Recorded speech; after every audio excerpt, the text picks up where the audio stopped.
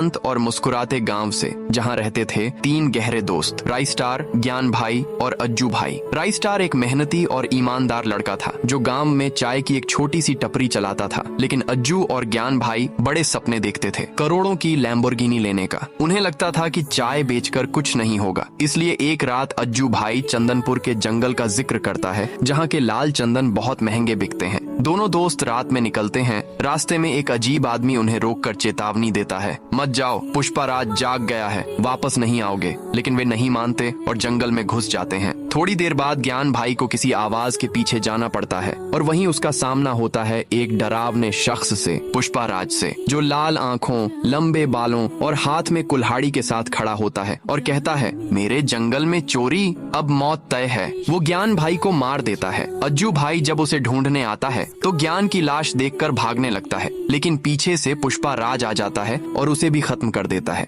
अगली सुबह पुलिस राइस्टार को बताती है कि 2 लाशें मिली हैं। वो सदमे में जंगल पहुंचता है, जहां उसे वही अजनबी फिर दिखता है, जो कहता है, कहाँ था ना, पुष्पाराज जंगल का राजा है, मौत उसका खेल है। उसी रात राइस्टार अकेला जंगल में जाता है, पेड़ के नीचे बैठकर गुस्से में चिल्लाता है, पुष्पाराज बाहर निकल, मेरे भाइयों का हिसाब आज होगा। तभी फायर की आवाज गूंजती है और सामने आता है पुष्पाराज। उसकी आंखें जल रही होती हैं। वो बोलता है, अब तू भी जाएगा उनके पास। दोनों में भयानक टक्कर होती है। जंगल दहाड़ता है, आग लगती है, बिजली गिरती है और जब सब शांत होता है तो धुएं में सिर्फ एक इंसान खड़ा होता है, राइस्टार। पुष्पाराज मारा जा चुका होता है, लेकिन जब राइस्टार गांव लौटता है उसकी आंखों में अब भी वही आग होती है, जैसे अब जंगल का नया राजा बन चुका हो। और अब